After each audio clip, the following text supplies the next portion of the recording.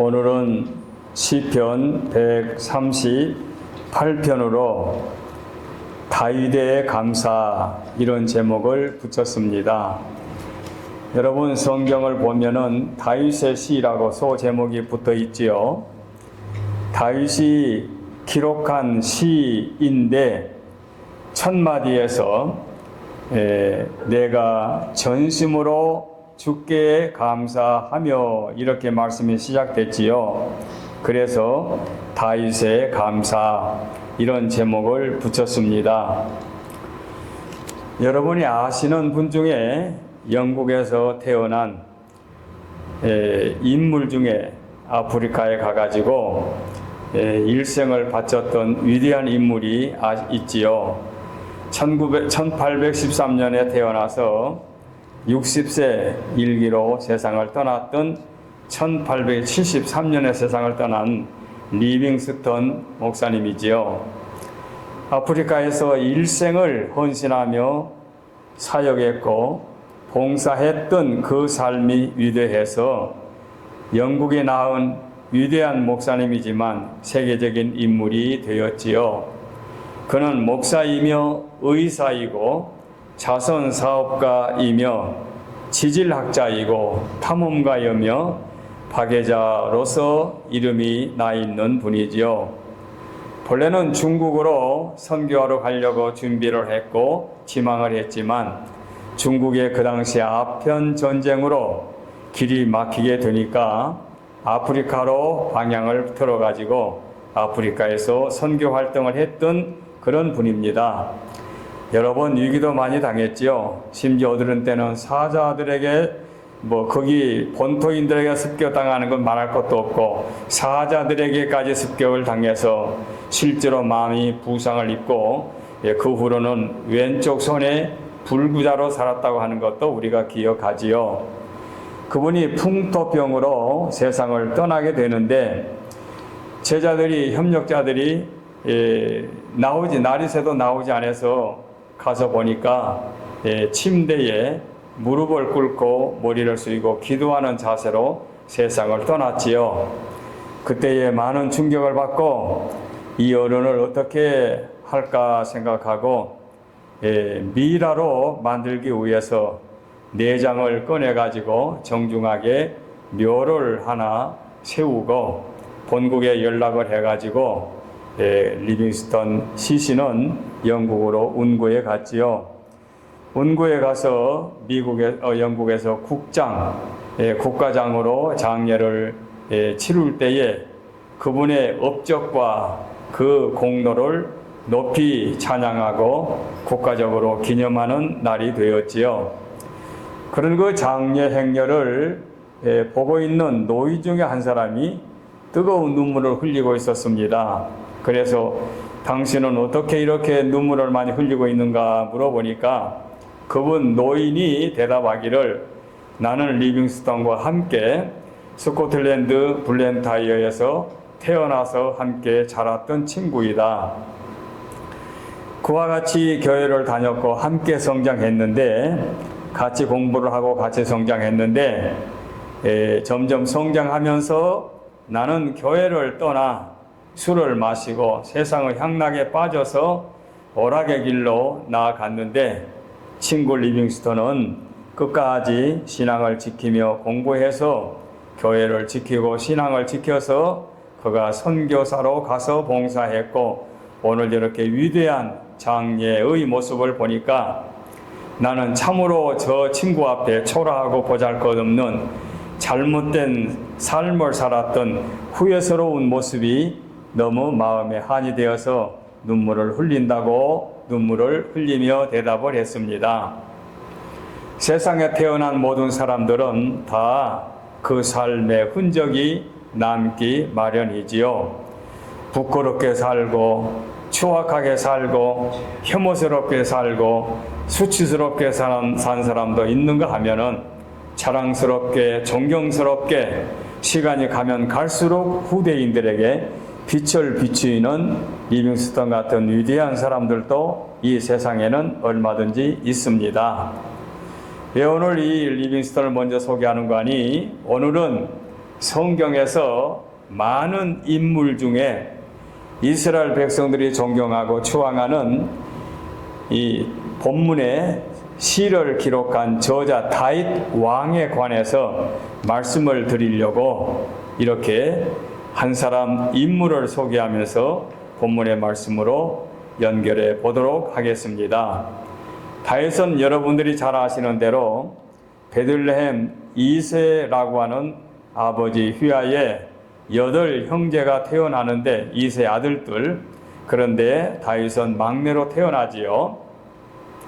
성경에 보게 되면은 다윗을 포함한 7 형제의 이름은 나열된 곳이 있지만 또 다른 성경을 보면은 8 아들이라는 말이 있습니다.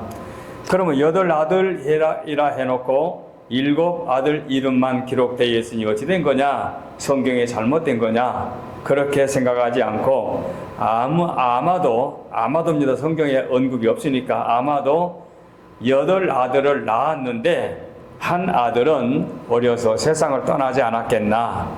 그러니까 8 아들을 낳았다고도 하면서 이름은 7 아들 이름만 언급되어 있으니 8 아들 낳았다 해도 틀린 말이 아니고 7 형제라 해도 틀린 말이 아니다. 이렇게들 해석을 합니다. 우리도 이 시간에 다윗의 형이 7이다, 6이다. 그게 중요한 게 아닙니다. 문제는 막내로 태어난 그 이새의 아들 다윗에 관하여 오늘 말씀을 정리해서 함께 상고하게 됐다. 그 말씀입니다. 이새의 직업이 뭡니까? 양을 치는 목자이지요. 그러니까 자연히 목자의 아버지를 둔 여러 아들들은 아버지 휘하에서 목동이로 목자로 수고했을 것입니다. 자, 그런데 막내 아들 다윗이 여러 형제들 중에서 위대한 인물이다는 것을 오늘 뽑아서 본문을 중심에서 정리해 보는 것입니다.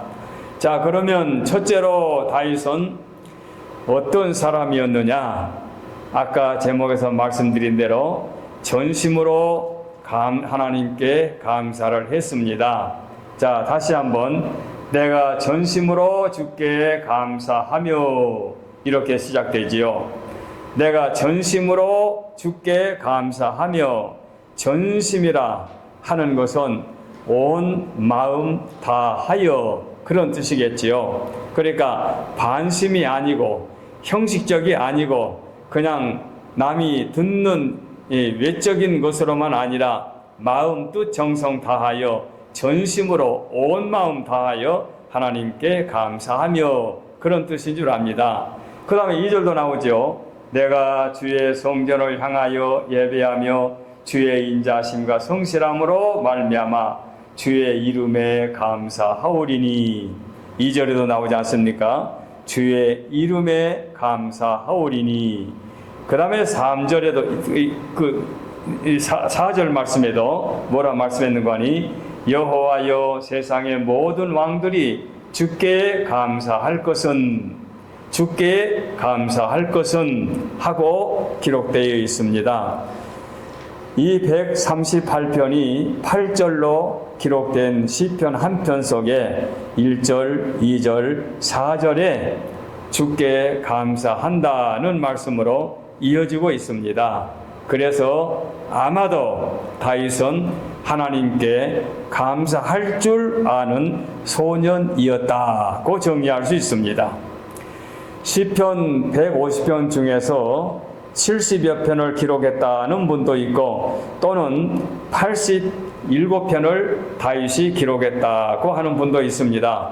하여간 70몇 편이든 80몇 편이든 간에 150편의 50% 이상을, 반 이상을 다윗이 기록했지요.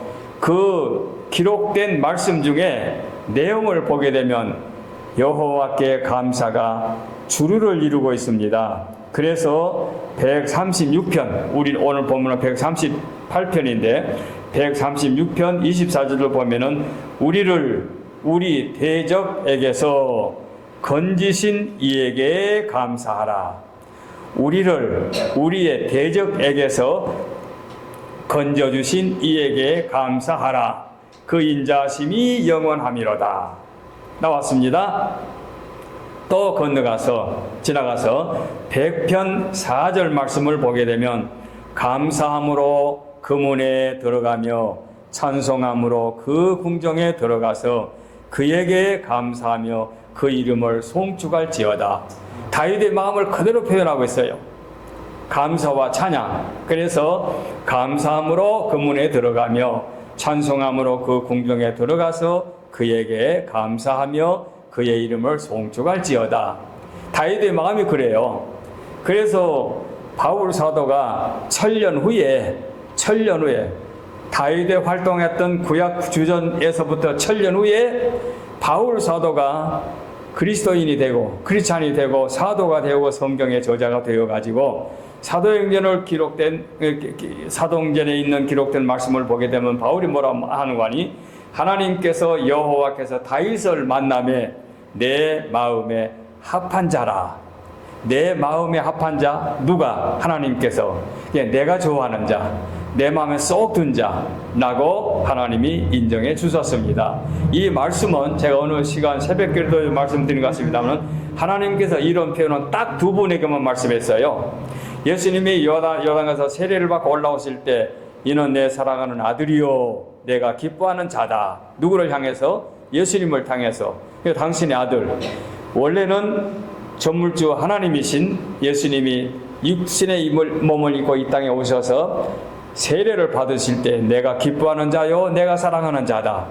그런데 다윗에게만이 유일하게 구약에서부터 성경 인물이 얼마나 많습니까? 그 많은 인물들 중에서 하나님께서 내 마음에 합한 자라고 표현하는 말씀은 다윗이 유일합니다. 그만큼 다윗은 여호와 하나님을 찬양하고 여호와 하나님께 감사했던 그런 소년이었다. 자, 우리가 이제 잘 아는 대로 그런 다윗이었기 때문에 특별히 무슨 일이 일어납니까? 자, 이스라엘이라는 나라가 한 나라를 형성하고 사울이라는 일대 왕이 세움을 받지요. 그런데 사울 왕이 타락하여 하나님 앞에 버림바 되었을 때에 하나님이 2대 왕을 세우려고 할 때에 사울에게도 신실한 왕자가 있었어요. 요나단이라는 왕자가 신실한 아들이 있었음에도 불구하고 하나님께서 그 당시 국부였던 사무엘에게 사무엘아 내가 2대 왕을 간택하도록 했더니 내 말을 따라라. 예, 따르겠습니다. 너 지금 기름병을 들고 왕에게 간택하기 위해서 기름병을 들고 이제 베들레헴으로 가라. 그래서 베들레헴으로 갑니다. 가서 이새의 집을 찾아가라. 이새 집을 찾아갑니다. 이새가 보니까 나라에서 추앙받는 이 사무엘 이제 선지자가 왔단 말입니다. 자기 집에.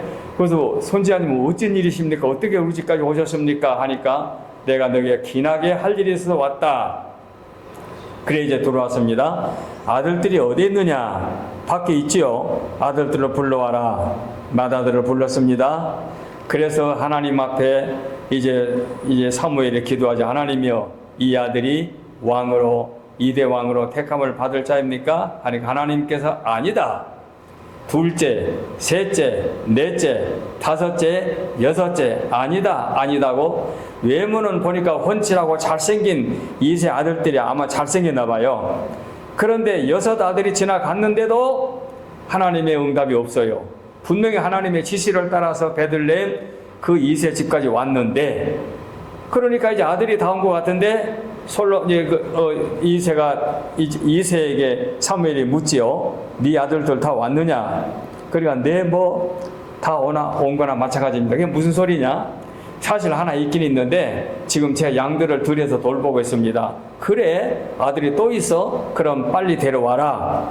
그래서 데려온 아들이 다윗이지요. 다윗이 들에서 양을 치다가 왔으니 외모가 얼마나 잘 꾸몄겠습니까? 아마 땀을 흘리고 얼굴은 까무잡잡하고 그야말로 냄새나고 땀내가 나고 양을 치던 목자가 뭐가 대단하겠습니까?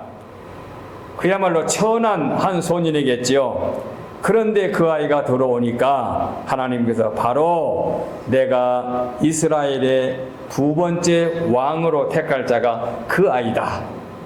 다윗이다. 그래서 솔로몬이 지체하지 않고 그 머리에 기름을 부어 2대 왕으로 택함을 받는 의식을 행하게 되지요. 그리고 심력해 사무엘은 그 집을 도망갔다기보다도 떠났습니다. 자, 이렇게 해서 다윗은 택함을 받게 된 거지요. 많은 소년들 가운데서, 많은 아들들 가운데서, 신앙인들 가운데서 다윗이 이렇게 택함을 받았던 것은 유독 하나님 마음에 합한 신앙인이기 때문에 그렇게 택함을 받은 줄로 압니다.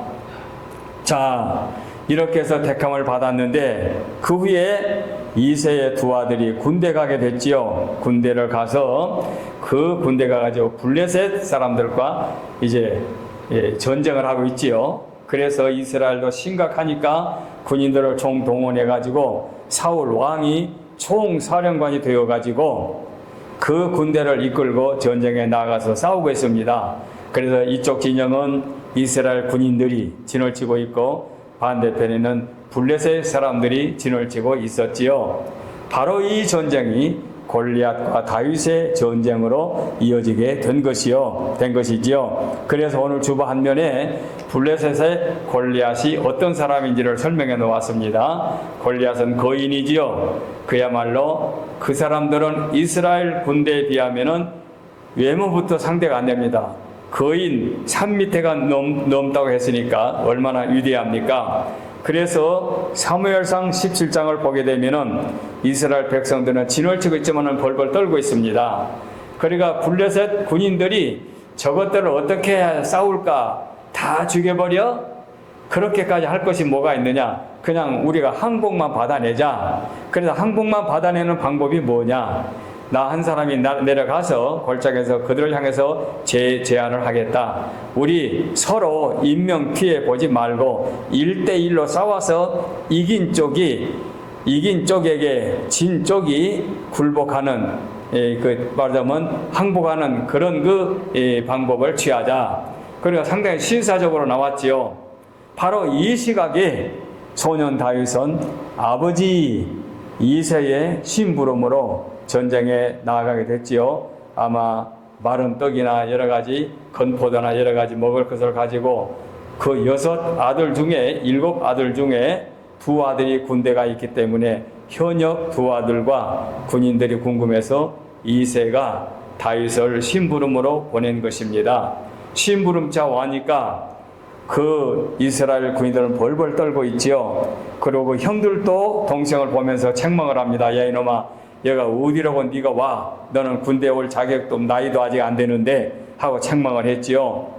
그런데 상황을 보니까 블레셋에 그야말로 골리앗이라는 사람이 그렇게 1대1로 싸우자고 제안을 합니다. 그런데 아무도 나아가서 상대할 이 이스라엘 군인이 없어요. 그런데 다윗이 보니까 참으로 어리석지요. 자기 힘을 믿고 자기의 무기를 들고 싸워서 이길 자신이 있다고 나와서 큰소리 치는데 누구도 상대할 수 없는데 다윗이 감히 내려가지요.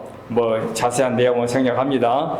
다윗이 내려갈 때에 이 물맷돌을 이제 매끌매끌한 조약돌을 5개를 이제 물맷돌 틀에다가 넣고 던지면은 날아갈 수 있는 그런 크지도 않은 돌멩이를 주머니 넣고 그 다음에 이제 내려가는데 아마 이 물맷돌을 돌리는 것이 멀리서 보면 막대기처럼 보였나 봐요.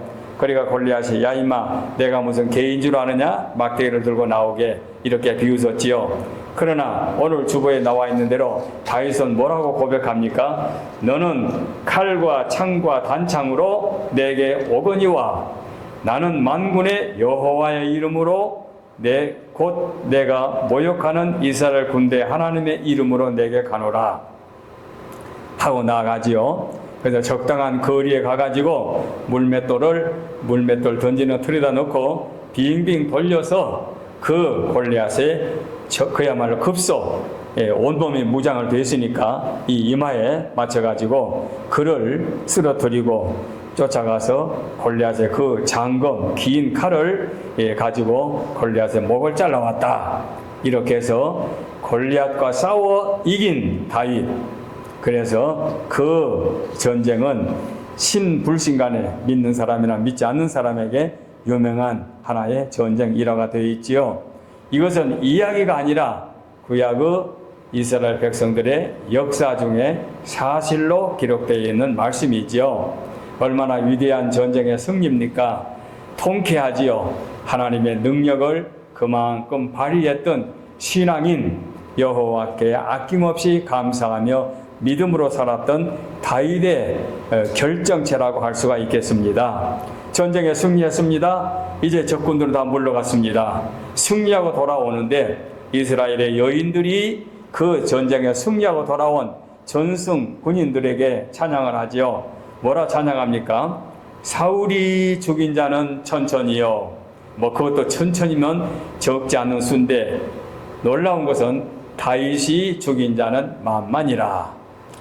이런 노래를 만들어서 불렀습니다. 그러니 그럴만도 하죠. 우리가 객관적으로 들으면 얼마나 참 여유 있는 찬양의 가사고 내용입니까? 그러나 그 말을 사울이 들었을 때 자존심 상한 거지요. 내가 왕인데. 물론 그렇게 생각하지 않고 다른 방법들이 그렇지. 나 대신 우리 군인들을 대신해서 저 어린 소년이 싸워서 이겼으니 다윗이 그만큼 인정받을 만하다 하고 함께 기뻐해줬으면 얼마나 그 인품이 좋겠습니까마는 사울이 이미 하나님께 버림받아 되었으니 사울의 그 탐욕과 이기심은 마음이 질투심으로 바뀌어서 다윗을 죽이려고 하게 되는 거지요. 여기까지가 일대지 다윗의 감사를 통한 이어진 과정을 설명했습니다. 두 번째 대지로 넘어갑니다. 다윗을 환난 중에 구원하신 하나님입니다. 다윗을 환난 가운데서 구원해 주신 하나님. 자, 무슨 말씀입니까? 다윗이 그 공로를 세웠음에도 불구하고 다윗이 이 일로 인하여 큰 위기를 당하게 되지요. 큰 위기가 무엇입니까? 나라의 왕 사울이 죽이려고 하니까. 사울이 무슨 어디다가 감옥에 가두려고 하는 것도 아니고 금지한 것도 아니고 잡아서 죽이려고 하니까 목숨이 이토롭지요.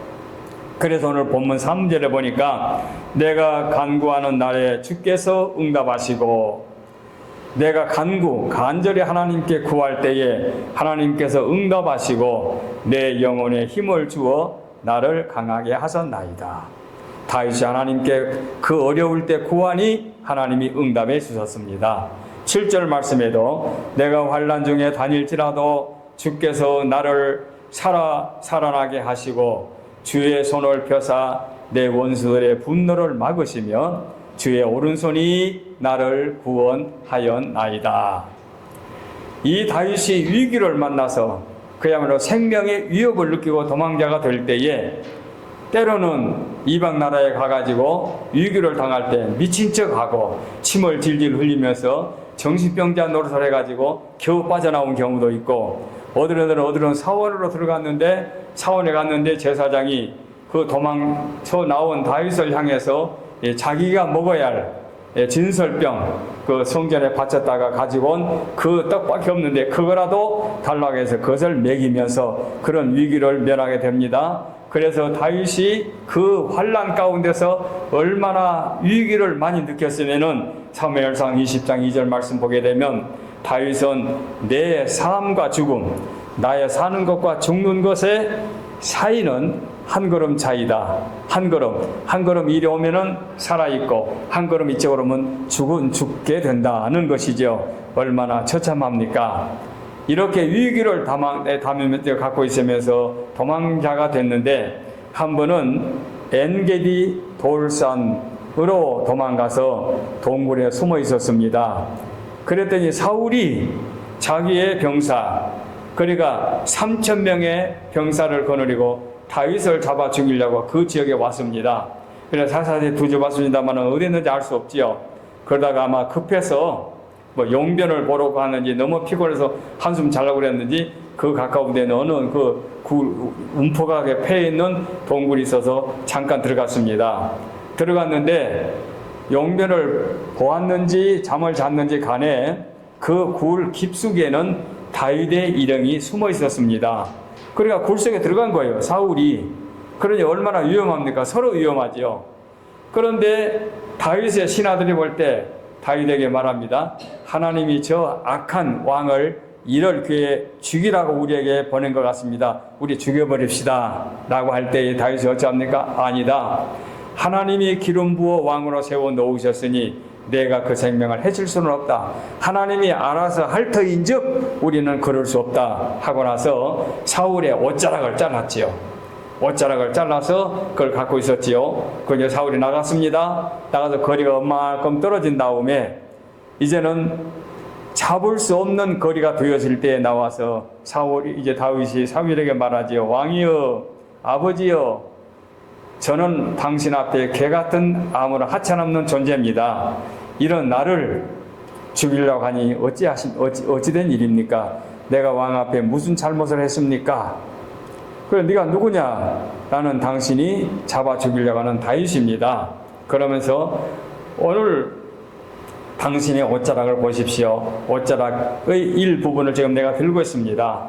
당신의 목숨을 내가 죽일 수도 있지만 나는 하나님의 기름 부어 왕으로 세워 놓으셨으니 내가 죽이지 않고 이렇게 옷자락만 베었습니다 하고 말하니 얼마나 그 사울이 오싹해 했겠습니까? 그러니까 사울이 내 아들아 잘못됐다, 내가 마음을 바꾸겠다 하고 잘못을 인정하고 돌아갔지요. 이것으로 끝났으면 다행인데 사악한 마음을 갖고 있는 사람들은 그게 오래가지 못하지요. 다시 변심을 해가지고 내가 그래도 저놈을 죽여버려야 내 자리가 안전하지 하고 계속해서 추격하는데 성경에 보게 되면 사무엘상 26장에 또 그런 사건이 유사하게 나옵니다. 광야 하길라산 앞 빈들에 숨어 있을 때, 그런데 사울이 거기까지 또 쫓아왔습니다. 그래서 이제 먼 거리가 있는데 사울이 야 오늘 밤에 여기서 야영하고 내일 찾아보자 하고 이제 사울이 자기 부하들과 함께 이렇게 이제 잠을 자는데 왕을 중심해서 자기 신하들이 이렇게 좀 아마 둥그렇게 아마 모닥불을 피워놓고 하룻밤 잠을 잤을 거예요. 근데 사울의 군대 장관 아브넬이 사울을 위해서 신복으로 충성하고 있었지요. 그때에 이제 다윗이 또 그 모습을 보고 다윗의 신하들과 같이 가가지고 다윗이 아비새에게 이제 뭐라고 말합니까? 사울의 목숨은 해하지 말고 물병과 창만 빼앗아 가지고 와라 해가지고 물병만 창을 빼앗아 와가지고 또 먼 거리에서 말하지요. 당신이 두 번째로 내게 목숨에 위협을 느꼈으나 나는 당신을 죽이지 않습니다.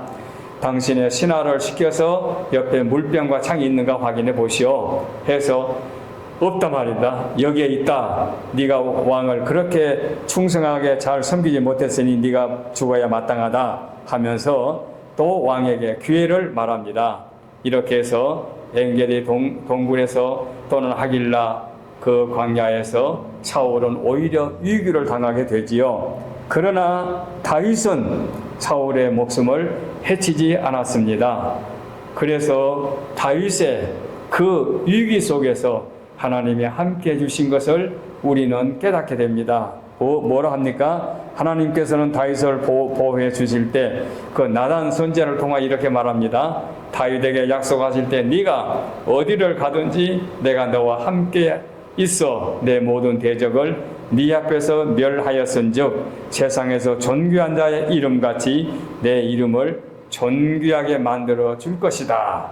다윗에게 언약한 하나님 말씀입니다. 내 집과 내 나라가 내 앞에서 영원히 보존되고 내 위가 그 왕위 위가 홀이 영원히 견고하리라. 나단 선지자를 통하여 이렇게 언약해 주셨는데 이렇게 위기를 통하여 다윗은 하나님의 도우심을 받고 오히려 다윗 쪽에서 사울에게 목숨을 살해할 기회가 있었지만은 죽이지 않고 살려준 그런 모습을 볼 수가 있습니다. 과연 하나님을 바로 믿는 신앙인의 모습을 보여주지요. 다윗이 환난 중에라는 말씀은 고난의 연속이란 얘기죠. 고난이 한 번으로 끝나가서 계속해서 고난이 연속될 때에 그런데도 다윗은 낭망하지 않고 자기의 신앙관을 바로 지켰을 때에 하나님이 함께 해주심으로 10여 년의 그 환난의 길을 거쳐서 제2대 왕으로 등극하게 되지요. 이것이 환난 중에 도와주신 하나님의 손길로 다윗은 10년을 지내왔습니다. 마지막 세 번째입니다. 다윗의 불멸의 노래라고 제목을 소의 대지를 붙였습니다. 다윗의 불멸의 노래. 다윗의 노래 하면은 뭐가 생각납니까? 시편 23편이 생각나지요. 그래서 오늘 주보 3면에 다윗의 노래라는 제목으로 여호와는 나의 목자시니 라는 시편 23편을 새 번역으로 옮겨놨습니다. 뭐 개정 성경으로는 우리 성경이 있으니까 새 번역으로 옮겨놨는데, 다윗의 불멸의 노래 이 시편 23편은요 우리 한국의 그리스도인들이 가장 많이 즐겨부리는 찬양이라고 그래요. 무려 저는 다는 모릅니다만은 저는 몇 대까지로 알고 있고, 우리 찬송에 두 곡이 실려 있어요. 이 시편 23편이 10곡이 넘답니다. 이 다윗의 시편 23편을 가지고 곡을 붙여서 부르는 찬양이. 그런데 이 다윗의 이 불멸의 노래는 얼마나 지금부터서는 그야말로 3000년 전에 기록된 이 시편인데, 시 한 편이 얼마나 위대한 아름다운 완벽한 시면 우리 한국의 그리스도인들이 가장 즐겨 부리는 찬양 중에서 한 편이다 그 말을 하겠습니까? 그래서 여호와는 나의 목자. 다윗이 어려서 양을 쳤기 때문에 당연히 이렇게 표현한 것은 자연스럽죠. 그러나 사실은 이 말도 다윗이 처음으로 표현하는 말이 아니에요. 구약의 야곱 때부터서 다윗이 양을 칠 때에 하나님 앞에 자기는 하나님의 기르심을 받는다는 말로 창세에 기록된 말씀이 있거든요. 그러니까 야곱 때부터서 나온 말이지만 다윗의 이 23편의 말은 여호와는 나의 목자, 그야말로 전적으로 양이 목자가 없이는 살아날 수 없는 나약한 짐승인 것처럼 나는 전적으로 하나님의 도우심을 받지 못하고는 살아남지 못하나 하는 뜻에서 나의 목자 이렇게 비유하게 된 거지요. 그래서 여호와 하나님의 자비로운 손길, 돌보심에 그 너그러운 하나님의 자비심을 나의 목자라고 표현해서 내가 부족함이 없으리로다. 부족함이 없다. 이게 가장 행복한 자의 표현 아닙니까? 더 갖고 싶다, 더 갖고 싶다, 더 갖고 싶다. 이것은 욕심이고, 욕심은 잉태하면 죄를 낳고, 죄가 장성하면 사망을 낳는다. 그런 예가 얼마나 많습니까? 특별히 요즘같이 인터넷 시대에는 일어나는 사건들이 너무나도 많지요. 그 욕심이 욕심을 낳는데 그게 아니고 내게 부족함이 없다. 이보다도 더 행복한 삶이 없습니다. 지금 이것이 더도 말고 덜도 많고, 그래서 일용할 양식을 구하라. 주의 기도가 그렇게 말하지요. 이게 가장 복된 행복한 자의 삶의 고백입니다. 그래서 2절에 보니까 그가 나를 푸른 초장에 누이시고, 푸른 초장은 쉴만한 곳, 거쳐 먹을 것이 있는 그와 같은 곳이지요. 사막의 뜨거운 그런 그 곳에서 양들에게 태양열을 피하여 쉴만한 곳, 먹을 만한 곳, 마실 만한 것, 그래서 쉴 만한 물가, 푸른 초장, 얼마나 생존에 직결되는 일입니까? 그래서 목자신 하나님이 나를 푸른 초장으로 인도해 주신다. 나를 안전히 보호해 주신다. 그 말씀이죠. 예, 그래서 물가로 인도해 주신다. 그 다음에 3절에 내 영혼을 소생시키신다.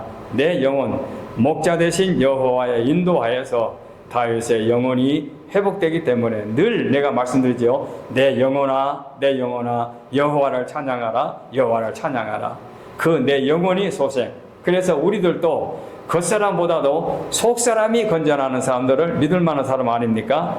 그래서 인품이 제대로 베낀 사람들을 친구로 삼아야지, 인품이 이기적이고 사악하고 겉과 속이 다른 사람이 외모만 번칠하다고 외모만 보고 친구로 사귀는 큰 낭패를 보게 되는 거지요. 그래서 가장 세상에서 많은 상처가 믿을 만한 믿었던 사람에게 배신을 당하는 거지요. 바로 내 영혼이 소생시킨다 하는 것은 내 속사람이 원만해진다. 그 다음에 자기 이름을 위하여 의의 길로 인도하시는 도다. 의의 길, 바른 길, 옳은 길, 힘 있는 길, 그 길은 여호와의 이름을 위하여. 그래서 우리가 그리스도인으로 정직하게 살고 의롭게 살고 선하게 살고 자랑스럽게 살면은 자연히 우리의 삶이 누구에게로 영광이 돌아갑니까? 과연 저 사람 같이 믿는다면 믿을만하다. 여호와께 영광 돌리는 삶이 되는 거죠. 4절에 사망의 음침한 골짜기.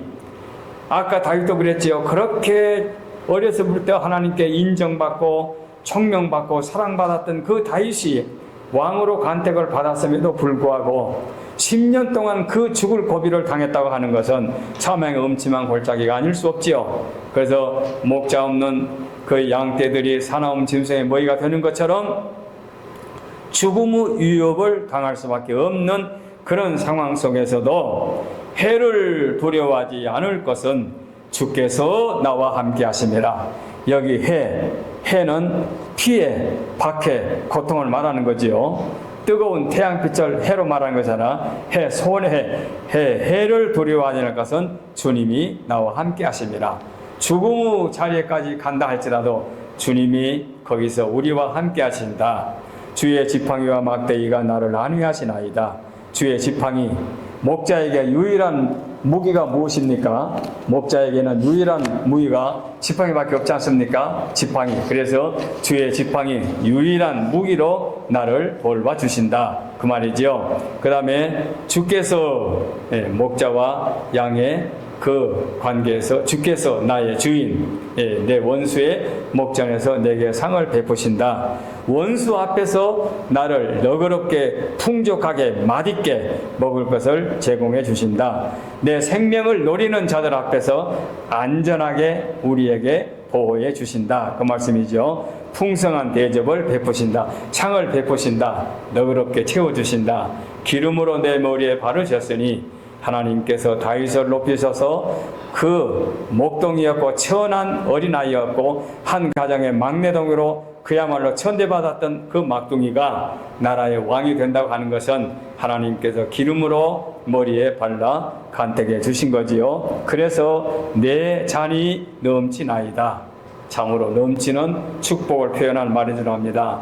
그래서 마지막 절에 내 평생의 선하심과 인자심이 정녕 나를 따르리니, 인자하심, 하나님의 언약, 사랑의 표현이죠. 여호와의 집에 영원히 거하리로다. 여호와의 집에 영원히 거하리로다. 우리가 이 땅에서 가장 복되게 사는 삶이 여호와 하나님과 가까이 사는 길입니다.